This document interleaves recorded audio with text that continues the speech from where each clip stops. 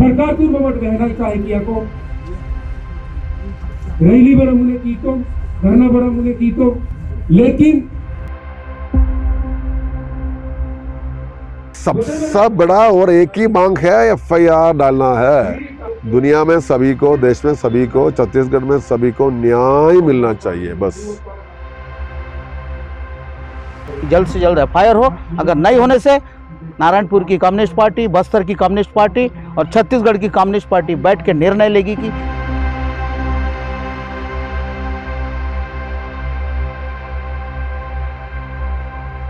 नमस्कार, आप देख रहे हैं द लेंस और मैं हूं आपके साथ पूनम ऋतु सेन। इस वीडियो में खबर दुर्ग नन केस की पीड़ित 3 आदिवासी लड़कियों के हक से जुड़ी। द लेंस इस खबर की सभी अपडेट आप तक समय समय में पहुंचाता रहा है और इस बार खबर मिली है आदिवासी युवतियों के गृह जिले नारायणपुर से। नारायणपुर में 10 नवंबर से सीपीआई ने 5 दिवसीय क्रमिक भूख हड़ताल शुरू कर दी है और इस हड़ताल की वजह है एक एफआईआर दर्ज नहीं होना। जो लोग इस मामले को आज सुन रहे हैं उन्हें शायद ये लगे कि एक एफआईआर दर्ज न करने पर इतने लोगों को भूख हड़ताल करने की जरूरत क्यों है। तो मैं इस मामले पर पहले आपको याद दिलाना चाहूंगी कि महिलाओं के उत्पीड़न की बात जब उस प्रदेश का डीजीपी ही अनसुना कर जाए तो शायद इस लोकतंत्र में आम जनता को भूख हड़ताल कर मामले की गंभीरता याद दिलाने के लिए इसी तरीके से मजबूर होना पड़ता है।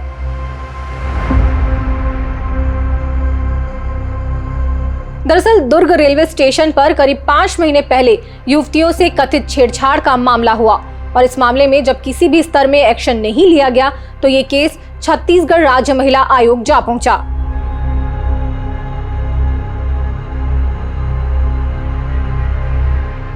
जहां इस मामले पर 3 बार सुनवाई भी हो चुकी है, जिसमें पीड़ित पक्ष तो आया लेकिन आरोपी पक्ष तीनों ही सुनवाई से नदारद रहा और इस बीच मामला दुर्ग एसपी और रेलवे डीआरएम के बीच किसी बॉल की तरह गोल गोल घुमाया गया और महिला आयोग जैसी संवैधानिक आयोग के फैसले की अवहेलना की गई, जिसके बाद उचित एक्शन के लिए डीजीपी अरुण देव गौतम को 8 अक्टूबर को पत्र लिखा गया और 27 अक्टूबर तक जवाब देने के लिए कहा गया और एसपी नारायणपुर को एफआईआर दर्ज करने के लिए आदेश देने भी कहा गया, लेकिन जवाब नहीं आया। उसके बाद डीजीपी को फिर से रिमाइंडर भी भेजा गया लेकिन जवाब फिर भी नहीं मिला। सीपीआई कार्यकर्ता इस मामले में एफआईआर न दर्ज होने से नाराज होकर सड़कों पर उतर आए हैं। बताते चलें कि दुर्ग रेलवे स्टेशन पर कुछ महीने पहले बजरंग दल की शिकायत पर 2 ननों और 3 आदिवासी युवतियों को धर्मांतरण व मानव तस्करी के आरोप में हिरासत में लिया गया था, लेकिन बाद में युवतियों ने बजरंग दल कार्यकर्ताओं और सामाजिक कार्यकर्ता ज्योति शर्मा पर छेड़छाड़, मारपीट व जाति सूचक टिप्पणियों का आरोप लगाया। लेकिन महीनों बीतने के बावजूद पुलिस ने एफआईआर दर्ज नहीं की और इस दौरान युवतियों को सीपीआई का समर्थन मिलता रहा।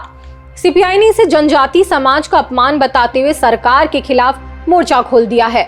नारायणपुर के साप्ताहिक बाजार में ये आंदोलन जारी है, जिसे ग्रामीणों का समर्थन भी मिल रहा है।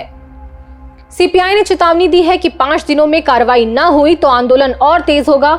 युवतियों के समर्थन में केरल सांसद संतोष कुमार भी नारायणपुर पहुंचे। क्या कहा उन्होंने, पहले वो सुनिए। सीपीआई पार्टी के द्वारा ये आंदोलन लगातार चलता रहता है। पिछले 5 महीने से हम इस मामला लेके लगातार संघर्ष करता रहता है।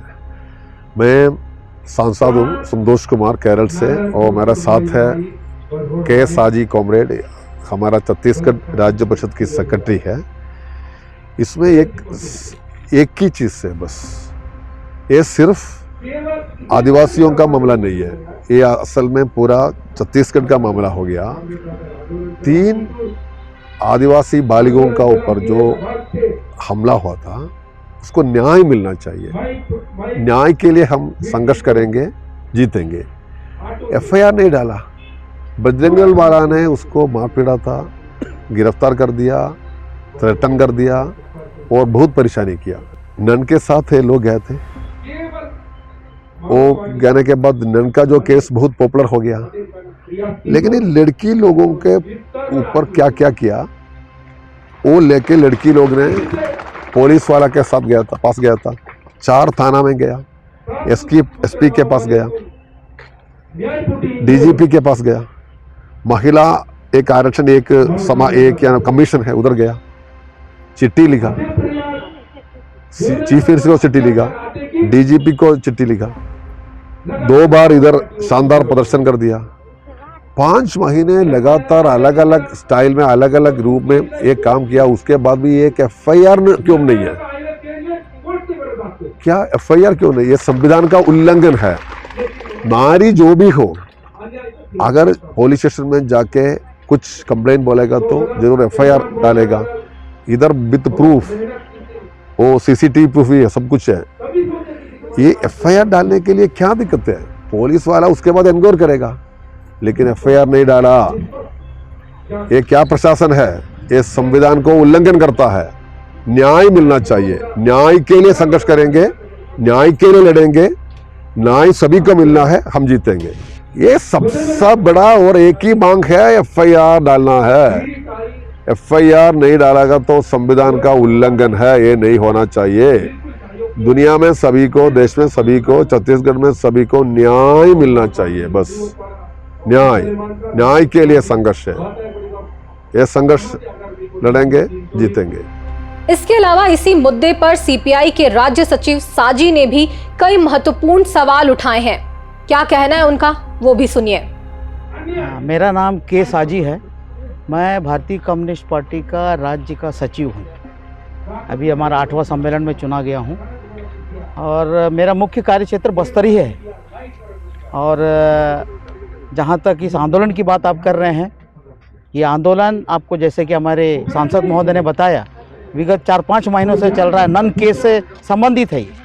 लेकिन जिस तरीके से ये जो नारायणपुर की 3 युवतियों के साथ बजरंग दल के लोगों ने जिस तरीके से अन्याय किया, उनके साथ छेड़छाड़ की, उनके साथ मारपीट की और उनको बलात्कार करने की धमकी वहाँ पर दी, जिसमें करीब 150 लोग रायपुर रेलवे स्टेशन में थे, उसको लेके हम लोग जब वहाँ एफआईआर दर्ज करने के लिए गए तो एफआईआर नहीं हुआ। उसके बाद कमचलान जी के नेतृत्व में यहाँ नारायणपुर में एसपी से मिले, यहाँ के थानेदार से मिले, फिर भी नहीं हुआ। इसके बाद हम लोगों ने डीजीपी से मिला, डीजीपी को मैंने व्यक्तिगत रूप से चिट्ठी लिखा कि इस तरीके से हो रहा है, इसको एफआईआर होना चाहिए। इसके बाद फिर हम लोग कचराम जी और हमारे ये जो 3 लड़कियों को लेके डीजीपी से मिलने गए।